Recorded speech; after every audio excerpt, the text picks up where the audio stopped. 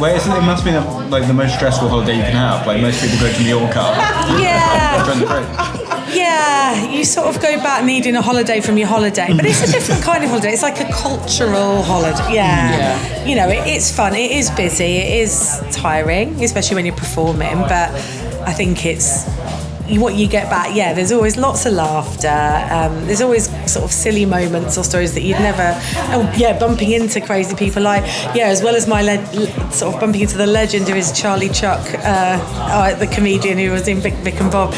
I just randomly bumped into Kate Butch yesterday, who is another I'm a massive fan of, and it's like moments like that you can't really can't put a price on, can you? That you wouldn't get if you're on a sun lounger in a hotel in Ibiza or whatever.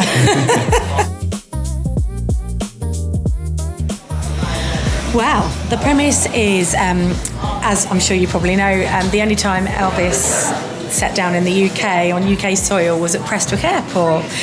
So our show is about an Elvis superfan who happens to be from Yorkshire, who's played by Fletch here, who is on national service in Scotland at Churchill Barracks, just down the road from Prestwick Airport.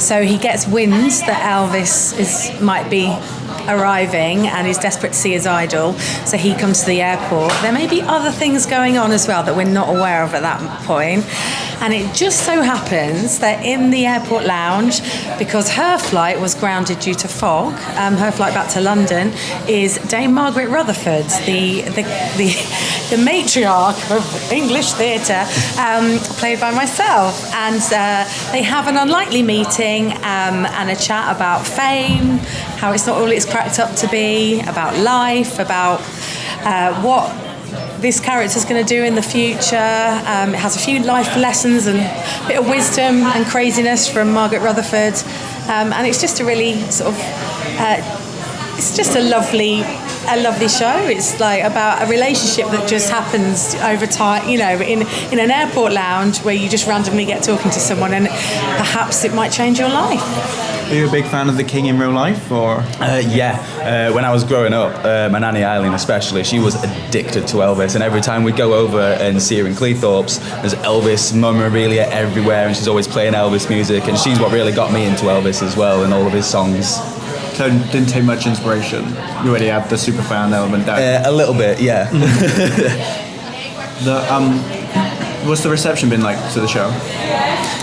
Well, we brought it here last year, and it had really good audiences, and we got 2 lovely reviews, as well as the audience reviews, which were very positive. So we thought it needed another year of showing, and people have really enjoyed it so far. We've done 2 shows. This is our 3rd one, and we're here until Saturday. So it seems to go down well with people, I think.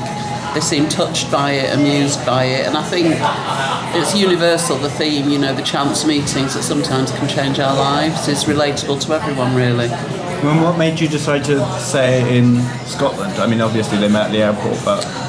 I don't know where the ideas come from, to be honest, sometimes for the plays that I write, but I'm intrigued by chance meetings, and I thought the fact that Elvis had only come to the UK once, and happened to touch down for 2 hours in Prestwick Airport, which isn't a very long time, but it garnered a massive crowd of locals, particularly teenage girls who kind of came along to see him.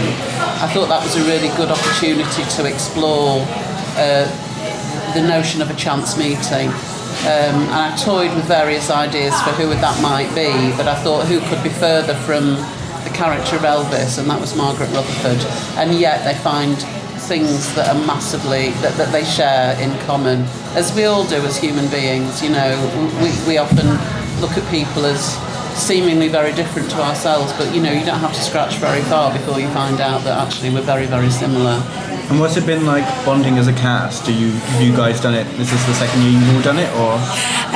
No, well, I'll let you speak about this in a moment, but no, so last year we actually had a different Albert Briggs, who is the young soldier in the piece, but yeah, this is my second year, and so that's been different, getting used to a new actor, but I think as a cast, because there's just 2 of us, we have to be quite tight. Yeah. Would you say? Yeah. Yeah, definitely. You really helped to get the relationship across for the actors as well. The Plush Tiger Productions, it's a collective and it's a flat hierarchy. So I think I started it in 2015 with the view of creating new pieces and bringing on board actors, techs, crew, backstage staff and directors, and giving them an opportunity. So we've actually been at the Fringe for over 10 years now with various productions. So we've had, I think, altogether about 10 different shows, original shows. So I'm very enthusiastic to kind of like create a surrogate family in a sense, you know, that we're very supportive of each other. Because prior to this, I did a lot of years of youth theatre, working with young people who traditionally wouldn't have had the opportunity to act, let alone come to Edinburgh. And it was very much, for them, I think, a second family, particularly for those who had come from quite difficult backgrounds. And I think I've tried to maintain this philosophy, although we're working with adults. It must help you bond when you're in student halls together, like right on top of each other. Yeah, I think quite a few of the cast, no matter what the age we are, because we're all various ages, so I could be Fletcher's mum. But yeah, we all come back and it's like we all just roll into the same, we all remember our university days and our student life. Some are more recent than others.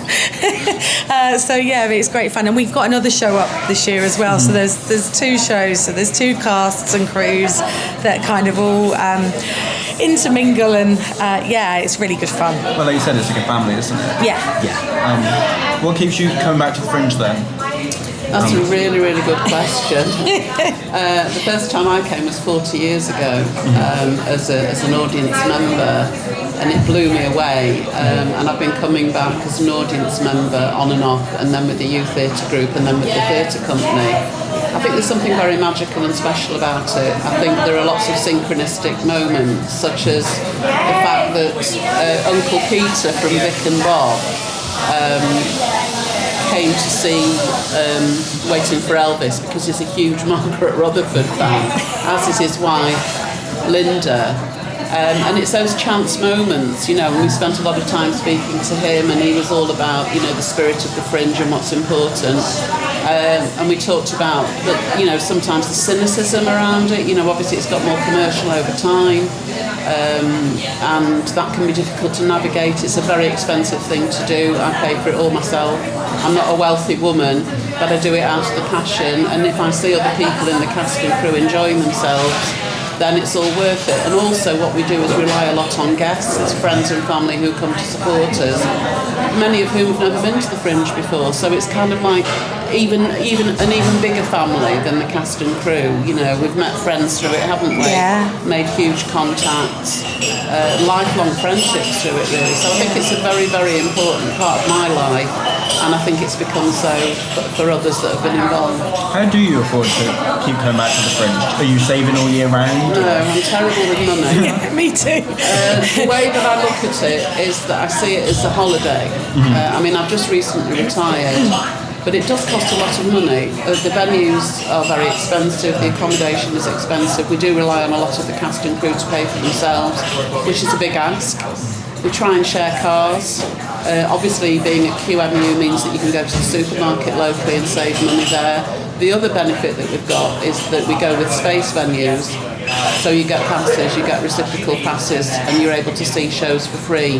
Whereas if you were paying to see shows daily, you might be spending 30, 40, 50 quid, which is prohibitive for a lot of the people that are in our cast and crew. So it's a sacrifice, but I think it's worth it, you know, and much as I kind of, to some extent, worry about it, it's usually worth it.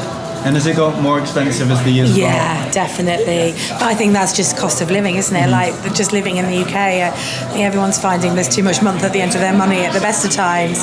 And thank goodness for places like QMU where it's at least, you know, probably the most reasonable and comfortable kind of accommodation you can get in Edinburgh. I mean, because otherwise, I just think that, you know, all the hotels and the Airbnbs and stuff, it feels like they're very much for a certain level of budget. budget that most people that work in the arts definitely do not have. Well, it must be the most stressful holiday you can have. Like most people go to Mallorca. Yeah, you sort of go back needing a holiday from your holiday, but it's a different kind of holiday. It's like a cultural holiday. Yeah. You know, it's fun. It is busy. It is tiring, especially when you're performing. But I think it's what you get back. Yeah, there's always lots of laughter. There's always sort of silly moments or stories that you'd never. Bumping into crazy people. As well as my sort of bumping into the legend who is Charlie Chuck, the comedian who was in Vic and Bob. I just randomly bumped into Kate Butch yesterday, who is another I'm a massive fan of, and it's like moments like that you can't really can't put a price on, can you? That you wouldn't get if you're on a sun lounger in a hotel in Ibiza or whatever.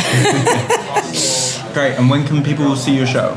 Oh yes, it's at Surgeons Hall, Theatre 2, and we're here for the rest of the week. So here from today until Saturday, and we're on at a brilliant time of 5:45. So people can do that, and then they've still got time to go out for dinner, go to an evening show afterwards. But we could be the start of their evening or a mid sort of tea time break. But and we'd love to see everyone. And just to say that the other show, Unearthed, is on at Nidra Street Space in the studio there at 1:35. Yeah. Every day until Saturday.